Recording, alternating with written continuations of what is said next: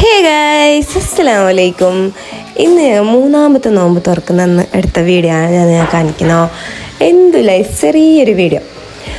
3 മണിയാകുമ്പോൾ പോയി കൊച്ചിയിലേക്ക് എന്നിട്ടായിട്ട് എന്താക്കി, ഫസ്റ്റ് ബട്ടറ്റ് എടുത്തിട്ട് വേവിക്കാൻ വെച്ച് കട്ട്ലേറ്റ് ആക്കാമെന്ന് മിസ്സിനായിരുന്നു.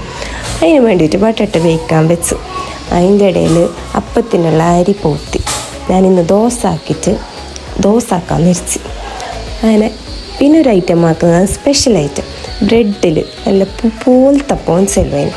അത് നിങ്ങൾ എന്തായാലും ട്രൈ ആക്കി നോക്കണം. അതിൻ്റെ ഫുൾ വീഡിയോ ഡീറ്റെയിൽ ആയിട്ട് ഞാൻ കൊടുത്തിട്ടുണ്ട് ഷോർട്സിൽ. അത് നോക്കാത്തവർ നോക്കണം. അങ്ങനെ അതെല്ലാം സെറ്റാക്കിയിട്ട് വെച്ചിട്ടായിട്ട്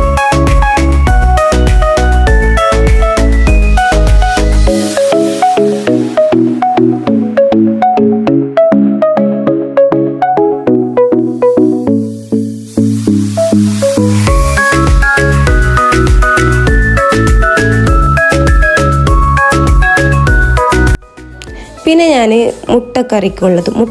മുട്ടേൻ്റെ മസാല ആക്കിയത് അതിലേക്കും കട്ട്ലേറ്റിലേക്കെല്ലാം ഉള്ളിയെല്ലാം മുറിച്ചിട്ട് വെച്ച് അങ്ങനെ കട്ട്ലേറ്റ് റെഡിയാക്കാൻ വേണ്ടിയിട്ട് സിമ്പിൾ മസാല ആക്കിയത്. ഇങ്ങനെ ഉള്ളിനെ ഫുള്ളിലെ നല്ല ചെറുതലെ മുറിച്ചിട്ട് അതിലേക്ക് ജസ്റ്റ് മസാലപ്പൊടിയെല്ലാം ഇട്ടിട്ട് ബട്ടറ്റ് ഇട്ടിട്ട് പിന്നെ കോഴി ഇട്ടിട്ട് ഉള്ള ഇത് അത്ര ഞാൻ മസാല ആക്കിയത് കട്ട്ലേറ്റൊക്കെയുള്ളത്.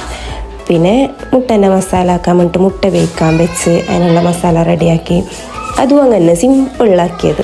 ഉള്ളിനെ വാട്ടിയിട്ട് കുറച്ച് കറിച്ചപ്പ് ജിഞ്ചർ ഗാർലിക് പേസ്റ്റ് കൂട്ടിയിട്ട് പിന്നെ എല്ലാ മസാലപ്പൊടി ഇട്ടിട്ട് അങ്ങനെ കുറച്ച് വെള്ളം കൂട്ടിയിട്ട് ഇതാക്കി തിക്കായിട്ടുള്ള മസാല അതിലേക്ക് മുട്ട വേവിച്ചിട്ടിട്ടത്.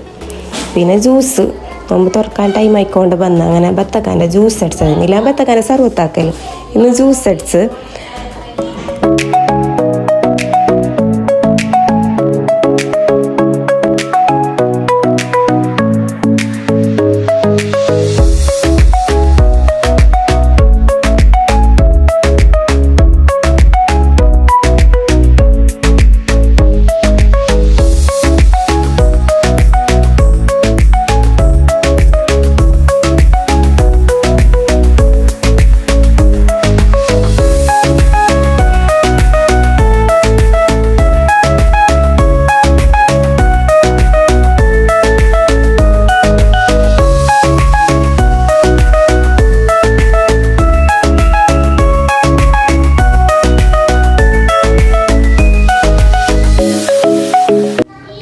അങ്ങനെ പിന്നെ പാട്ടരി പോത്തിയിട്ട് അതിന് ദോശക്ക് അരച്ച് ജസ്റ്റ് അരിയും തേങ്ങ ഇട്ടിട്ട് പാങ്ങൽ അരച്ചിട്ട് വെച്ച് ദോശ പയ്യെ കൂട്ടുന്നത് തോന്നുമ്പോൾ തന്നെ ഇത് അങ്ങനെ. പിന്നെ അപ്പത്തിനെ കാച്ചിട്ടെല്ലാം എടുക്കാനുണ്ടായി, ടൈം ആയിക്കൊണ്ട് വന്നു.